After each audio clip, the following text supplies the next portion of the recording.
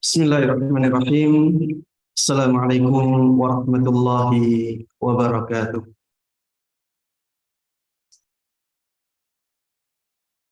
Innal hamdalillah nahmaduhu wa nasta'inuhu wa nastaghfiruh wa na'udzu billahi min shururi anfusina wa min sayyiati a'malina. Man yahdihillahu fala mudilla lahu wa man yudlil fala hadiya lahu. Wa asyhadu an la ilaha illallah wahdahu la syarika lahu wa asyhadu anna Muhammadan 'abduhu wa rasuluh. Ya ayyuhalladzina amanu ittaqullaha haqqa tuqatih wa la tamutunna illa wa antum muslimun. Wahai orang-orang yang beriman, bertakwalah kalian kepada Allah Subhanahu wa taala dengan takwa yang sesungguhnya, dan jangan sampai kalian mati kecuali dalam keadaan Islam. Amma ba'd, fa inna asdaqal hadithi kitabullah. Sesungguhnya perkataan yang paling benar adalah kitabullah. Wa khairal hadyi hadyu Muhammadin sallallahu alaihi wasallam. Dan petunjuk yang paling baik adalah petunjuk Muhammad sallallahu alaihi wasallam. Wa syarrul umuri muhdatsatuha. Perkara yang paling buruk adalah perkara yang diada-adakan di dalam agama. Fa inna kulla muhdatsatin bid'ah. Karena sesungguhnya semua perkara yang diada-adakan dalam agama adalah kebid'ahan. Wa kulla bid'atin dhalalah. Dan semua kebid'ahan adalah kesesatan. Jemaah sekalian, kaum muslimin dan kaum muslimat rahimana wa rahmakumullah. Alhamdulillah, segala puji hanya bagi Allah Subhanahu wa taala yang telah memudahkan untuk kita semuanya berkumpul di salah satu dari rumah Allah ini untuk tujuan yang mulia, yaitu menuntut ilmu agama. Mudah-mudahan majelis kita ini benar-benar kita dasari dengan keikhlasan, kita dasari dengan niat yang tulus hanya untuk mendapatkan pahala dari Allah Subhanahu wa taala. Dan mudah-mudahan dengan keikhlasan tersebut majelis ini benar-benar mendatangkan berkah untuk kita semuanya. Kita dapat pahala yang agung dari majelis ini dan dapat ilmu yang bermanfaat dan berkah untuk kita semuanya dan orang-orang yang ada di sekitar kita. Amin amin ya rabbal alamin. Salawat dan salam, keberkahan dan kenikmatan semoga selalu terlimpahkan dan tercurahkan kepada Nabi Agung Muhammad sallallahu alaihi wasallam. Begitu pula kepada seluruh keluarga beliau, seluruh sahabat beliau, dan seluruh kaum muslimin yang mengikuti beliau dan para sahabatnya dengan baik hingga hari akhir nanti. Ikhwati wa akhwati fillah, jamaah hadirin dan hadirat, a'azzallahu wa iyyakum. Tema kita pada kesempatan kali ini akan membahas tentang prinsip-prinsip dalam menghadapi musibah. Musibah merupakan sesuatu yang tidak bisa kita hindari dalam kehidupan ini. Musibah adalah suatu keniscayaan dan kita tidak mungkin bisa lari dari musibah. Allah Subhanahu wa taala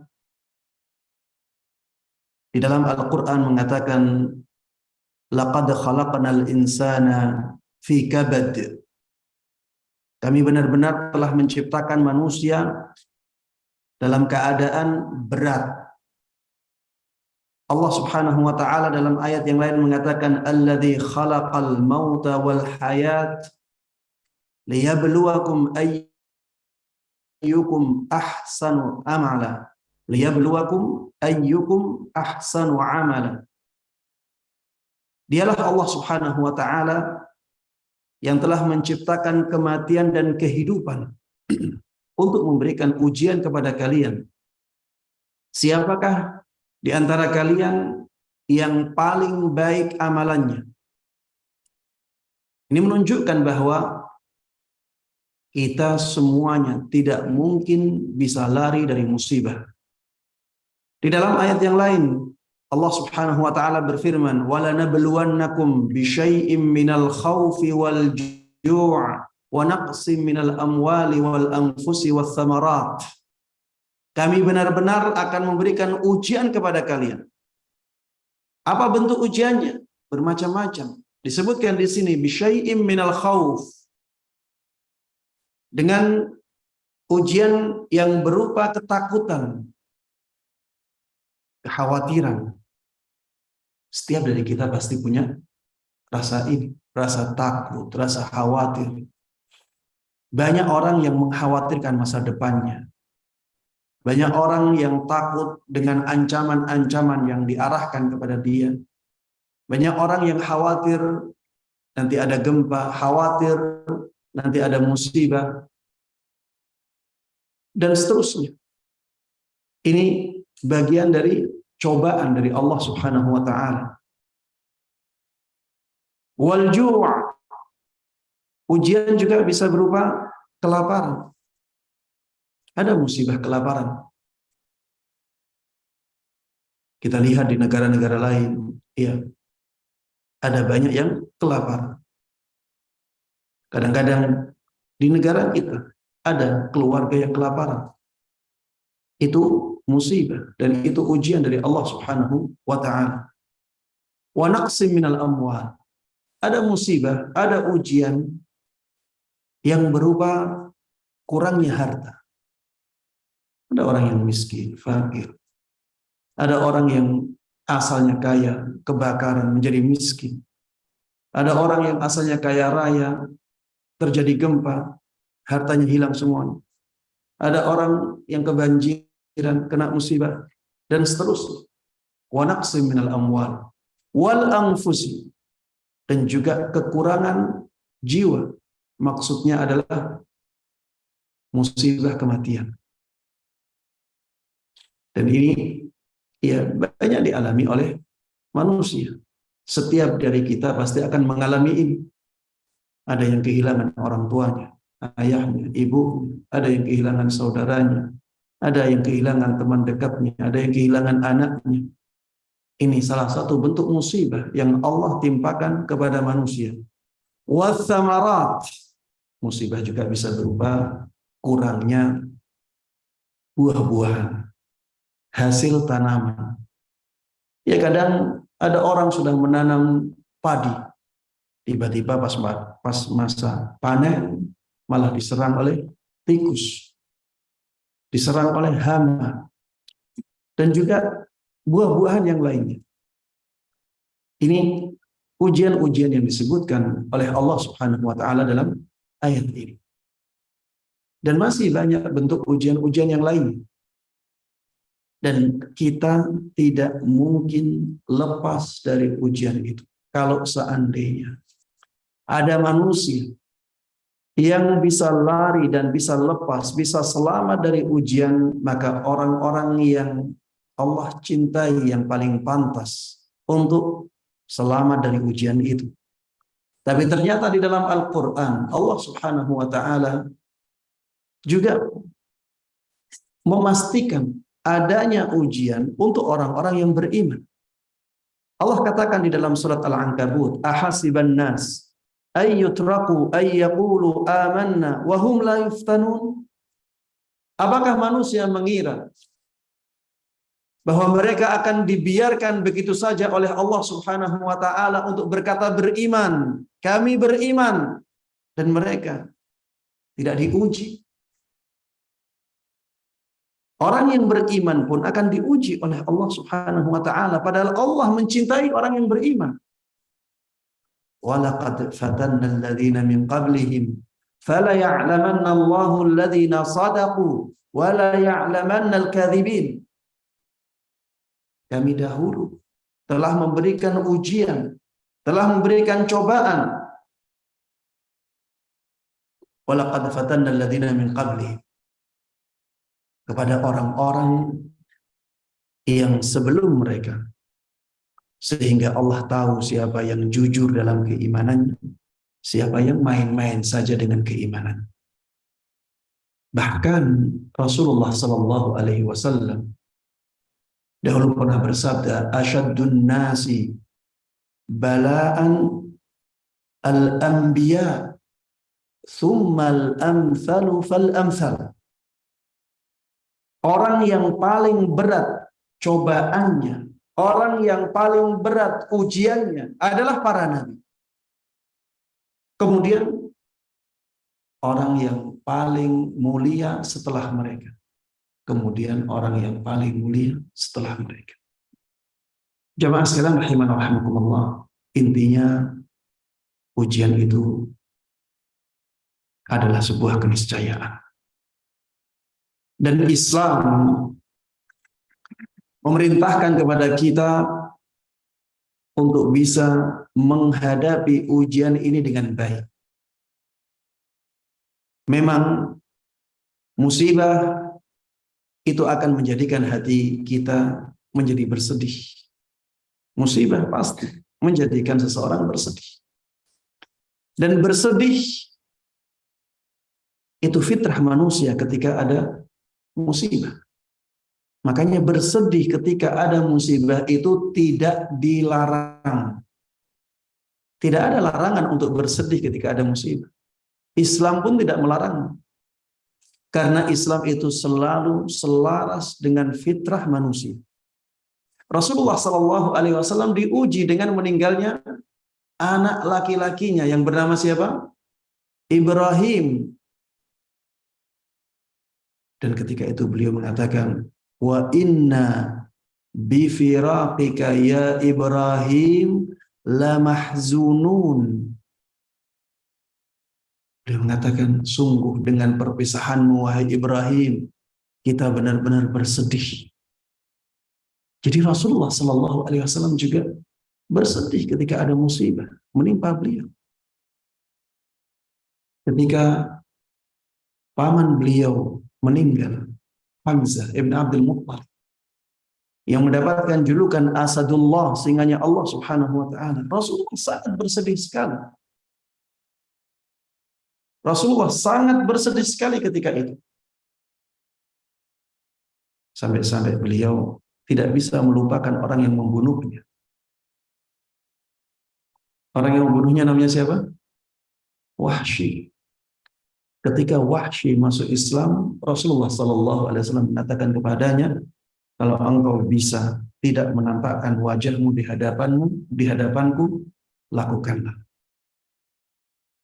Ini menunjukkan betapa sedihnya Rasulullah Sallallahu Alaihi Wasallam ketika paman beliau Hamzah ibn Abdul Muttalib radhiyallahu taala anhu meninggal.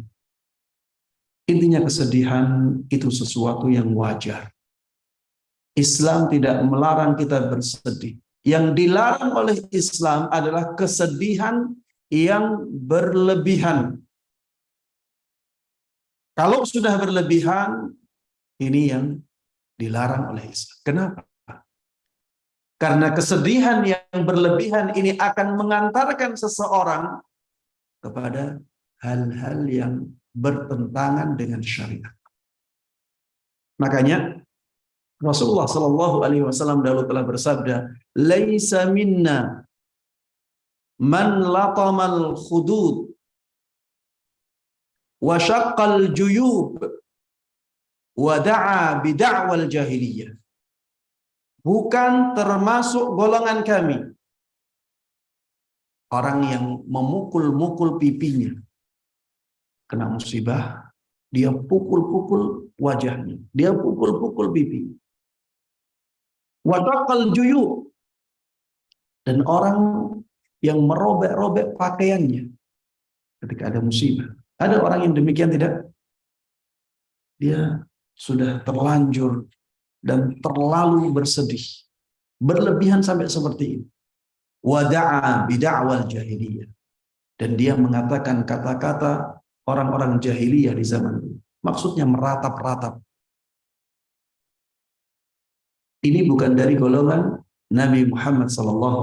Dan ini menunjukkan bahwa amalan ini adalah amalan atau dosa besar. Ya. Ini adalah dosa besar. Karena Rasulullah katakan, laisa minna. Bukan termasuk dari golongan kami. Kata para ulama, kalau ada redaksi yang seperti ini menunjukkan bahwa yang disebutkan setelahnya adalah dosa besar. Yang meratap-ratap karena musibah, dosa besar. Merobek-robek baju karena musibah, dosa besar. Memukul-mukul wajah karena musibah merupakan dosa besar. Agar tidak sampai pada tindakan ini, maka jangan berlebihan ketika ada musibah. Islam menginginkan kita menjadi manusia-manusia yang tegar, manusia-manusia yang kuat ketika terjadi musibah. Ketika kita ditimpa oleh musibah, kita diinginkan oleh Islam untuk tegar. Makanya jemaah sekalian rahimana rahimakumullah, pelajarilah prinsip-prinsip yang menjadikan kita tegar menghadapi musibah-musibah ini. Jadilah orang yang diinginkan oleh Islam yang kuat jiwanya. Rasulullah SAW mengatakan, al-mu'minul qawi khairun wa ahabbu ilallahi minal mu'minid dha'if. Seorang mukmin yang kuat itu lebih baik dan lebih dicintai oleh Allah Subhanahu wa taala melebihi seorang mukmin yang lemah. Para ulama ketika membahas tentang hadis ini, mereka mengatakan yang dimaksud dengan seorang mukmin yang kuat ini adalah seorang mukmin yang kuat jiwanya. Seorang mukmin yang kuat jiwanya. Itu lebih baik dan lebih dicintai oleh Allah Subhanahu wa taala melebihi seorang mukmin yang lemah jiwanya. Wa fi kullin khair, walaupun pada semua kaum mukminin ada kebaikan. Ini menunjukkan bahwa kita diperintahkan untuk menguatkan jiwa kita, terutama ketika ada musibah-musibah yang menimpa kita. Jamaah sekalian rahimana rahimakumullah, kalau kita melihat keadaan manusia, ya, ada orang-orang yang tidak sabar menghadapi musibah. Akhirnya ada yang bunuh diri, ya.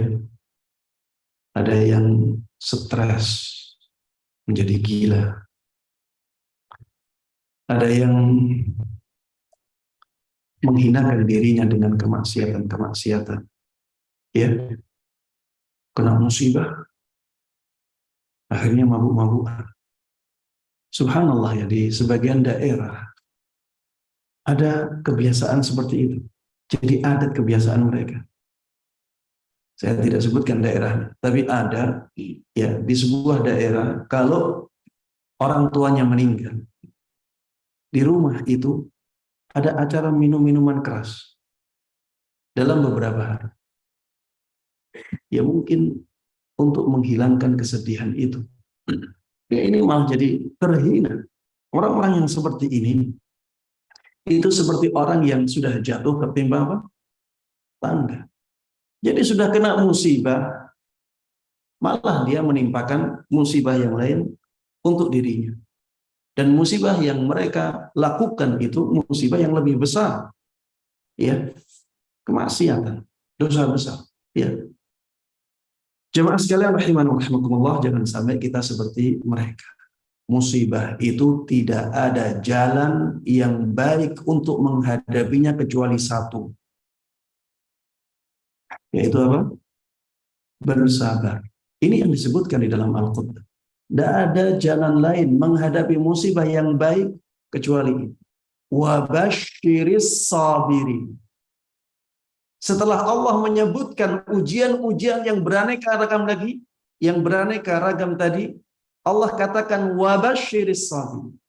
Berikanlah kabar gembira kepada orang yang bersabar. Karena tidak ada jalan lain menghadapi musibah kecuali dengan bersabar ini. Siapakah orang yang bersabar? Alladzina idza asabathum musibah qalu inna lillahi wa inna ilaihi raji'un. Yaitu orang yang ketika mendapatkan musibah mereka mengatakan inna lillahi wa inna ilaihi raji'un. Sesungguhnya kami milik Allah. Sesungguhnya kami milik Allah dan sesungguhnya kepadanya kami akan dikembalikan. Jemaah sekalian rahimana rahimakumullah, bagaimana kita bersabar? Bagaimana kita bersabar? Di antara usaha kita agar bisa bersabar dalam menghadapi musibah, ya, dengan mengetahui prinsip-prinsip dalam menghadapi musibah. Baik. Prinsip yang pertama yang bisa kita gunakan untuk menghadapi musibah dengan baik adalah prinsip bahwa musibah selain dalam agama adalah musibah yang kecil. Pegang teguh prinsip ini. Musibah selain dalam agama adalah musibah yang kecil. Musibah misalnya hilangnya harta, musibah ditipu orang lain, musibah hilangnya nyawa, dan musibah-musibah duniawi yang lainnya. Itu semuanya adalah musibah yang kecil. Karena bukan musibah dalam agama. Kenapa kita katakan musibah itu musibah yang kecil? Karena Allah katakan bahwa dunia itu sesuatu yang sangat sedikit sekali. Allah katakan tentang dunia ini mata'un qalil. Dunia itu bekal yang sedikit. Dunia itu bekal yang sedikit. Sudah dikatakan bekal, masih diberikan sifat sedikit. Bekal orang yang melakukan perjalanan, apakah bisa banyak? Kita katakan tidak. Biasanya yang dibawa oleh orang yang melakukan perjalanan jauh, ya sedikit. Itulah bekal mereka. Sudah sedikit, masih ditambahi sifat sedikit. Mata'un qalil. Berarti dunia ini adalah sesuatu yang sangat sedikit sekali. Bahkan Rasulullah Shallallahu Alaihi Wasallam dengan tegas menyabdakan, "Lau kanatid dunya ta'dilu 'indallahi janaha ba'udah, ma saqa kafiran minha syarbatama." Seandainya dunia seisinya ini di sisi Allah Subhanahu wa taala sebanding dengan satu sayap nyamuk, maka Allah Subhanahu wa taala tidak akan memberikan kepada orang kafir satu teguk minuman. Allah tidak akan memberikan dunia ini kepada orang kafir satu teguk minuman kalau dunia ini sebanding dengan sayapnya.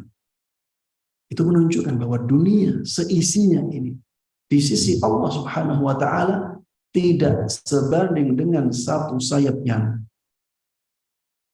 Coba sekalian beriman alhamdulillah, ini menunjukkan betapa sedikitnya dunia. Makanya kalau kita diuji oleh Allah Subhanahu wa taala dengan hilangnya harta, dengan kekurangan harta, lihatlah bahwa itu adalah ujian yang kecil. Itu adalah ujian yang kecil. Beda kalau ujiannya ujian agama, jemaah sekalian rahimanallah. Ini ujian besar. Kalau ujiannya diuji menjadi seorang ahli bid'ah, ini ujian besar. Karena ahli bid'ah itu sangat sulit untuk bertaubat kepada Allah Subhanahu wa taala. Bagaimana dia akan bertaubat dari kesalahan-kesalahannya sedangkan dia mengira bahwa itu amal kebaikan yang sangat mulia. Ini ujian yang sangat luar biasa, besar. Orang ada yang diuji dengan senang melakukan kesyirikan-kesyirikan. Ini ujian besar. Kenapa? Karena kesyirikan-kesyirikan itu bisa menghapuskan semua amal kebaikannya. Orang ada yang diuji dengan kemaksiatan-kemaksiatan. Ini ujian besar. Dengan kemaksiatan-kemaksiatan tersebut seseorang akan dijerumuskan ke neraka. Maka jamaah sekalian rahimana rahimakumullah, berlindunglah kepada Allah Subhanahu wa taala dari musibah-musibah, terutama musibah agama. Mudah-mudahan Allah Subhanahu wa taala menyelamatkan kita semuanya dari musibah-musibah dalam agama, begitu pula musibah-musibah dalam dunia. Prinsip yang kedua yang harus kita pegang ketika menghadapi musibah agar kita bisa mewujudkan sikap sabar ketika menghadapi musibah, bahwa kita tidak sendirian dalam musibah.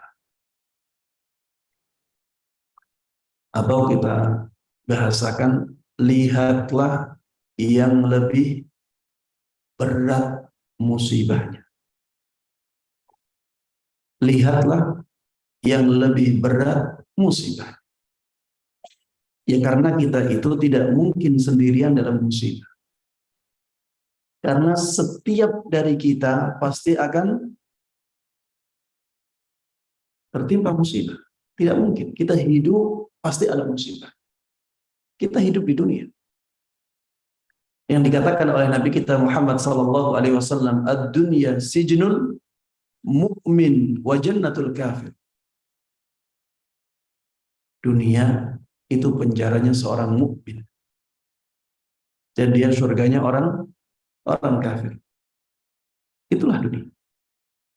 Kan dikatakan penjara berarti ada kesusahan-kesusahan di dalam, ada ujian-ujian di dalam. Maka lihatlah orang-orang yang musibahnya lebih berat dari kita. Kalau misalnya kita kecurian barang berharga, misalnya harganya sampai 1 M, lihatlah di sana ada orang yang kebakaran, semua harta kekayaannya ludes dalam sekejap. Dengan melihat orang yang musibahnya lebih berat, maka musibah kita menjadi kelihatan lebih kecil, lebih ringan. Ya. Kalau misalnya kita sakit, ya, kita sakit yang sangat parah, lihatlah di sana ada orang yang lebih parah dari kita. Bahkan sudah merasakan sakitnya dalam waktu yang sangat lama. Kita mungkin baru beberapa hari sakit. Ya, kita bisa melihat yang lebih berat daripada kita. Dengan seperti itu, kita akan mudah dalam menghadapi musibah. Kalau kita ingin melihat ya musibah yang lebih berat dari kita, ya kita bisa melihat Nabi kita Muhammad sallallahu alaihi wasallam. Beliau musibahnya, ujiannya sangat banyak dan sangat berat. Makanya beliau katakan asyaddun nasi bala'an al-anbiya. Manusia yang paling berat ujiannya adalah para nabi. Dan nabi yang paling mulia adalah Rasulullah sallallahu alaihi wasallam. Makanya ujian nabi yang paling berat itu ujian yang ada pada Rasulullah sallallahu alaihi wasallam. Lihat kisah hidupnya Rasulullah sallallahu alaihi wasallam. Bagaimana perjuangan. Ada banyak sekali musibah yang menimpa beliau. Beliau dilahirkan dalam keadaan tanpa ayah. Kemudian setelah itu ketika masih kecil juga ibunya sudah meninggal. Kemudian setelah itu dirawat oleh kakeknya. Kakeknya juga setelah itu meninggal. Kemudian setelah itu diperhatikan oleh pamannya, Abu Thalib. Tapi keadaan dakwah beliau juga tidak lancar-lancar saja. Banyak hambatan, banyak rintangan. Dibuli dengan bulian-bulian yang sangat luar biasa, ya. Beratnya. Beliau dijuluki sebagai tukang sihir, tukang dusta, tukang ngarang-ngarang kitab, ya. Nyontek kitabnya orang-orang terdahulu. Beliau dijuluki sebagai orang gila, ya. Sampai banyak sekali ayat-ayat di dalam Al-Quran yang menafikan kegilaan beliau untuk membantah tuduhan-tuduhan dari mereka yang mengatakan bahwa beliau itu gila. Beliau bersama para sahabatnya diboikot dalam waktu yang lama. Tidak boleh jual beli, tidak boleh sapa menyapa, dan dalam waktu yang lama jemaah. Kehilangan paman beliau, Abu Thalib, kemudian kehilangan Khadijah, istri beliau yang paling beliau cintai. Setelah itu pernah, ya, sebelumnya beliau pernah dilempari dengan batu padahal sudah berjalan jauh ke negeri Taif.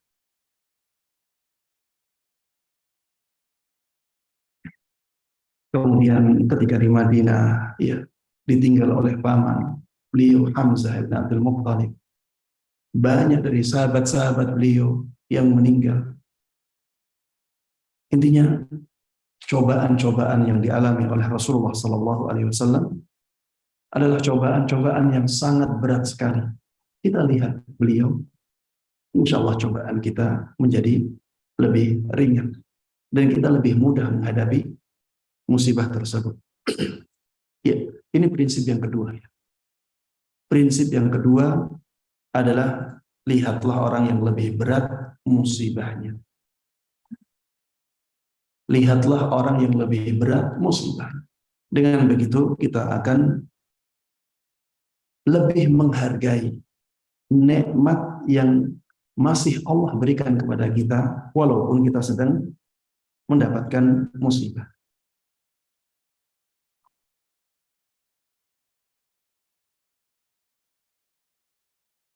Orang yang mendapatkan musibah sebenarnya masih mendapatkan nikmat dari Allah. Bahkan ketika dia mendapatkan musibah itu, apabila dibandingkan antara nikmat Allah dan musibahnya, itu sebenarnya lebih banyak nikmatnya. Lebih banyak nikmatnya. Seperti misalnya ya, kalau ada orang kehilangan anaknya. Ketika dia kehilangan anaknya, bukankah masih banyak nikmat Allah yang ada pada dia? Masih diberikan kesehatan, masih diberikan keimanan, masih diberikan Islam, ya, masih diberikan harta, masih diberikan yang lain.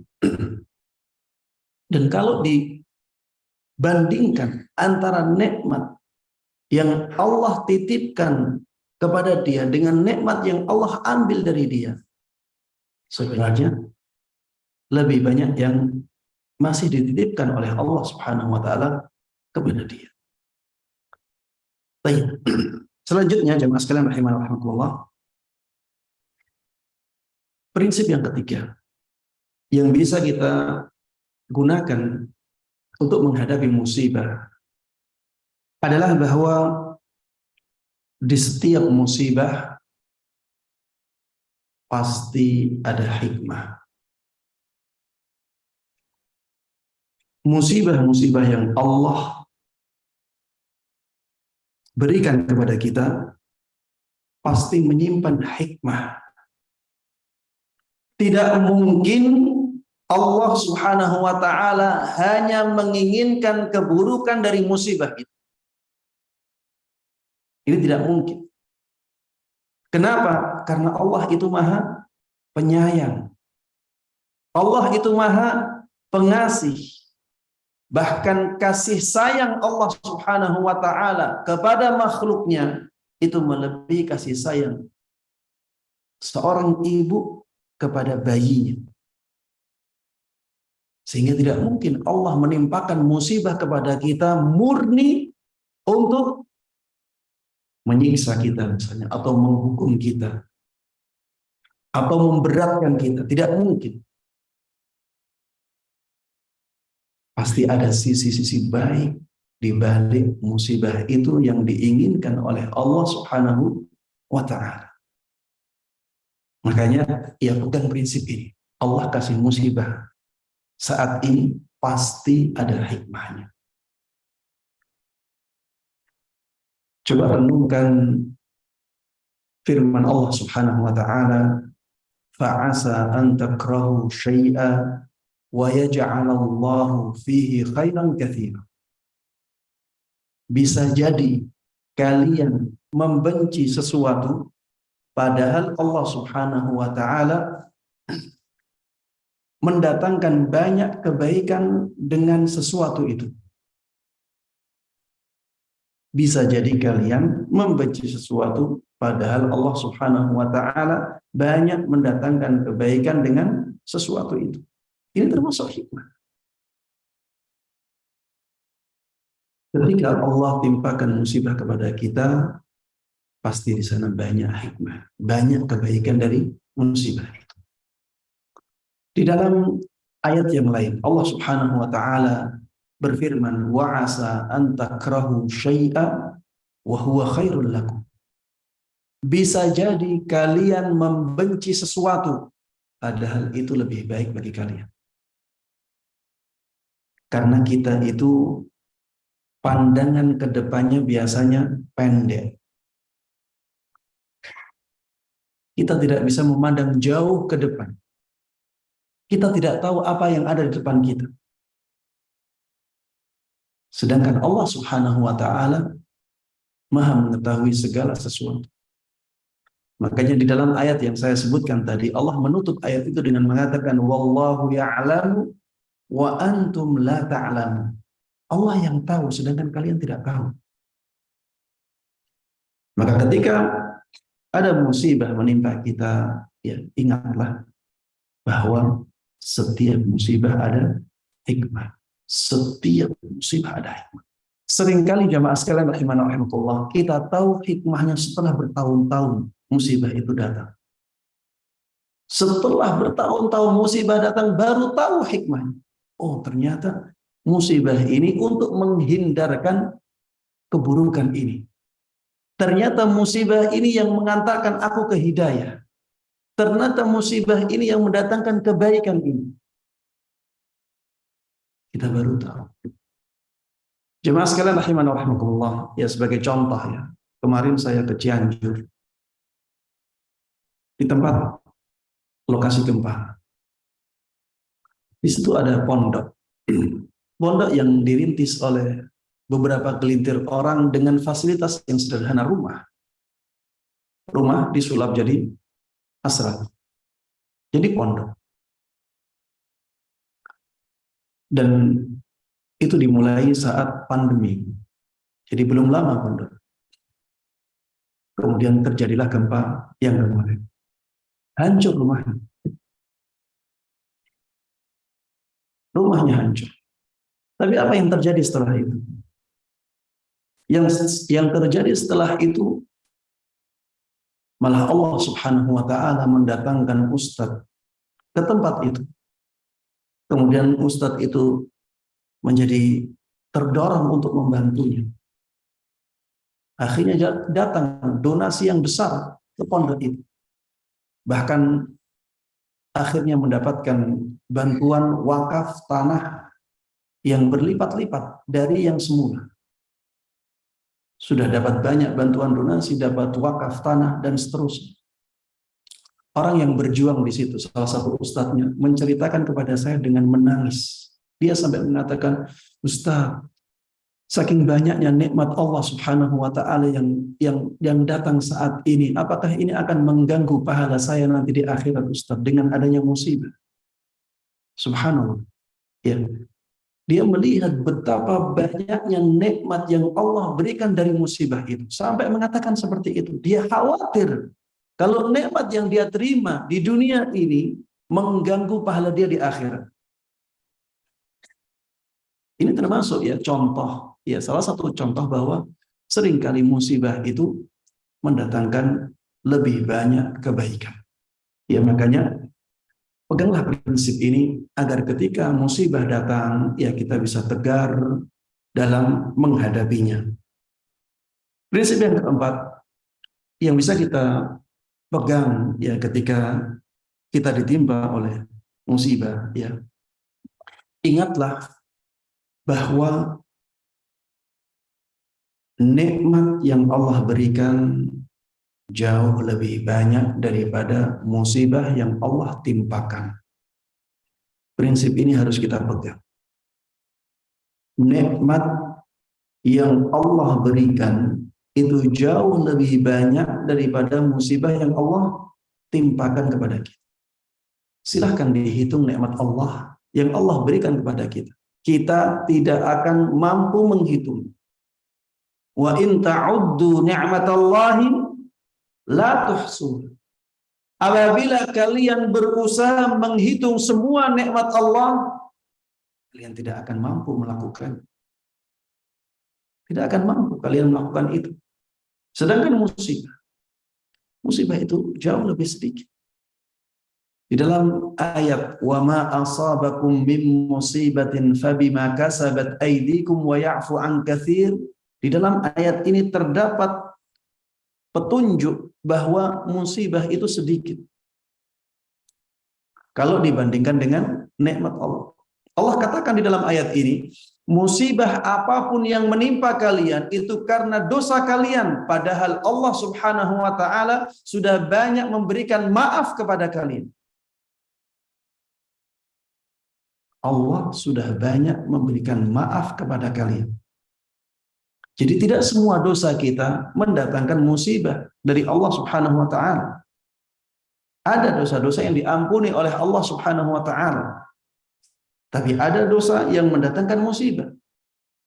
Maka ini menunjukkan bahwa musibah itu jauh lebih sedikit daripada nikmat Allah yang dikatakan dalam ayat tadi. Tidak mungkin kalian bisa menghitungnya. Di dalam ayat ini, musibah itu datangnya karena sebagian dosa kalian. Itu menunjukkan bahwa musibah ini jauh lebih sedikit daripada nikmat Allah Subhanahu wa taala. Ketika musibah datang, ingatlah nikmat Allah. Lihat nikmat Allah yang masih Allah berikan dan yang telah Allah berikan. Dengan seperti itu, kita akan apa? Ringan menerima musibah itu.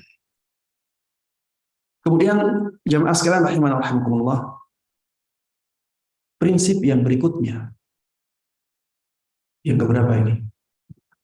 Yang kelima, bahwa semua musibah itu bagian dari kehendak Allah.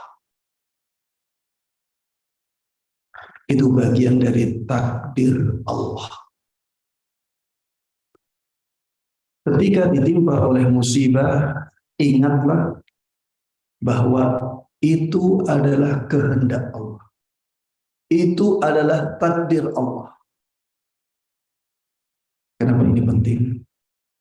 Karena kalau kita tidak demikian, maka kita akan melupakan Allah. Akhirnya kita tidak sabar. Akhirnya kita melakukan tindakan-tindakan yang tercela. Beda kalau kita ingat bahwa subhanallah, Allah menghendaki anak saya meninggal. Subhanallah, Allah menghendaki ayah saya meninggal, menghendaki ibu saya meninggal, menghendaki suami saya meninggal. Kalau kita ingat bahwa itu kehendak Allah, bahwa Allah menginginkan itu, maka ini akan meringankan musibah kita. Ini akan meringankan jiwa kita untuk menghadapi musibah itu. Karena kita ingat bahwa Allah sebelumnya sudah memberikan banyak kenikmatan. Coba, ya saya sering memberikan permisalan ini. Kalau misalnya ada si A, ada si B, ada si C. Si A, orang miskin. Dia dibantu terus-menerus oleh si B. Dalam sebulan misalnya dicukupi kebutuhannya. Setiap bulan dikasih uang 5 juta. Ya, jadi si A setiap bulan dikasih oleh si B berapa? 5 juta. Sedangkan si C tidak ngasih apa-apa. Dia kenal si C. A kenal C, C kenal C. Berjalan bertahun-tahun seperti itu. Si C tidak ngasih apa-apa, si B setiap bulannya ngasih 5 juta untuk kebutuhan hidupnya dia. Berjalan sampai 5 tahun, kemudian si B dan si C ini melakukan perbuatan yang sangat mengecewakan si A. Bagaimana sikap si A kepada si B? Apakah sama dengan sikap si A ke si C? Jelas berbeda. Seharusnya kita sikapi musibah itu seperti ini. Setiap hari, bahkan setiap detik, Allah Subhanahu wa Ta'ala itu ngasih kenikmatan kepada kita. Dan kenikmatannya sangat banyak sekali, bukan hanya 5 juta setiap bulan.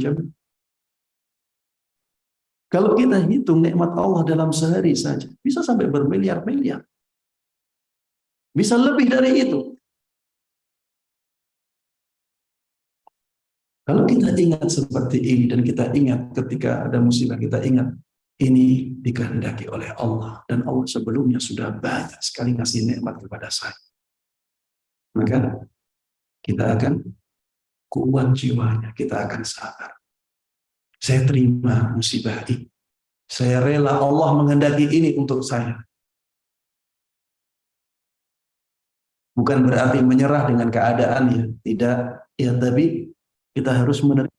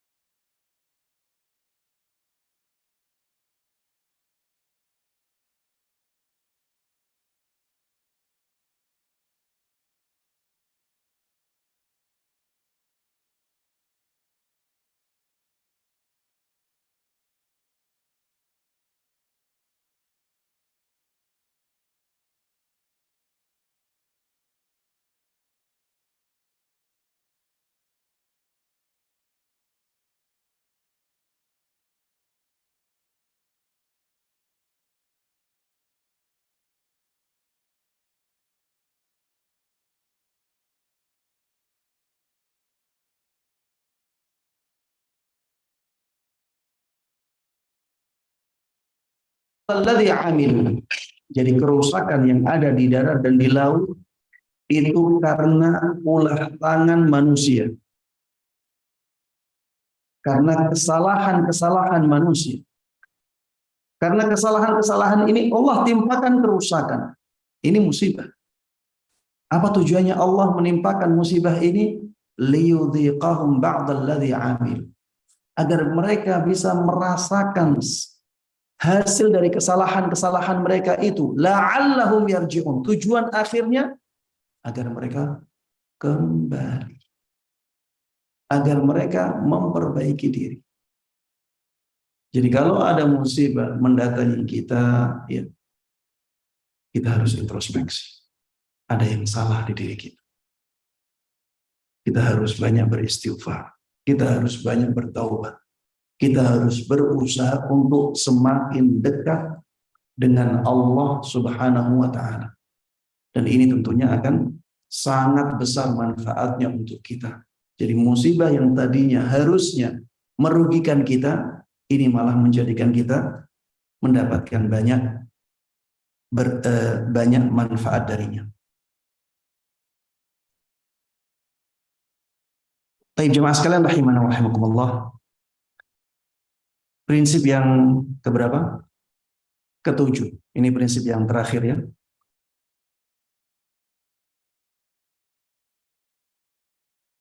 Prinsip yang terakhir untuk menghadapi musibah adalah bahwa doa adalah senjata yang sangat ampuh bagi seorang mukmin. Doa adalah senjata yang sangat ampuh bagi seorang mukmin.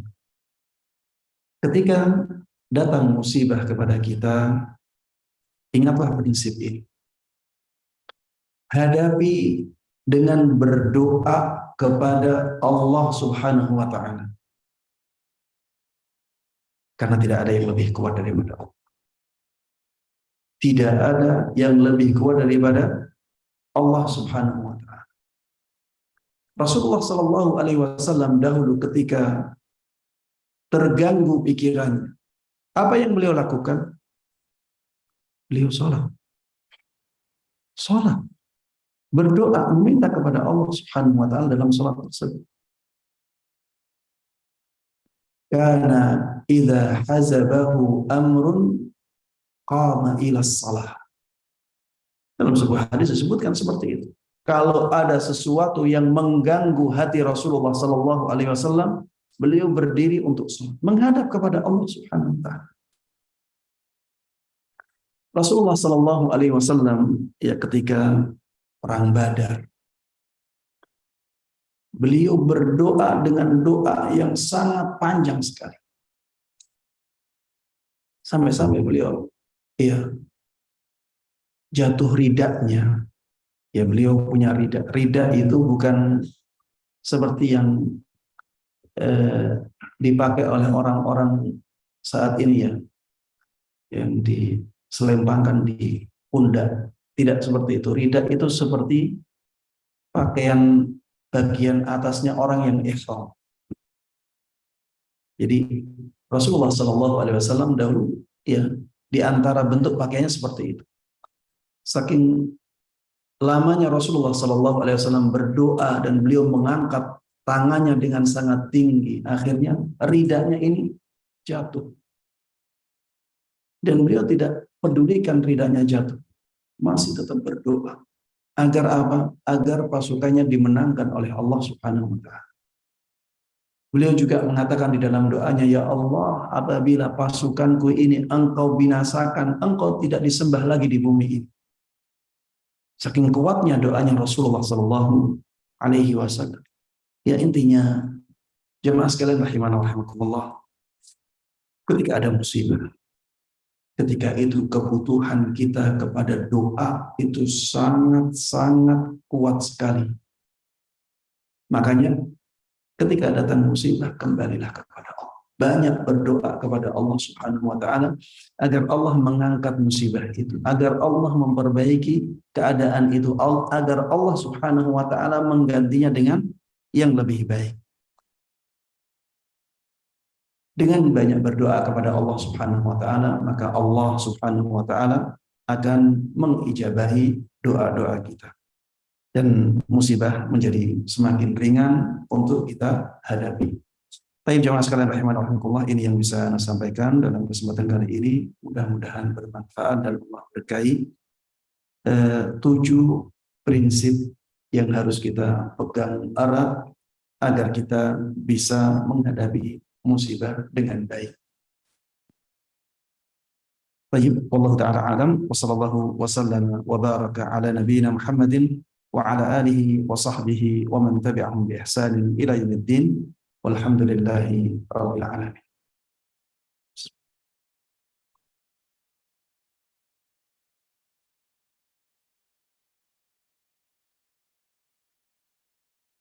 Yang bertanya.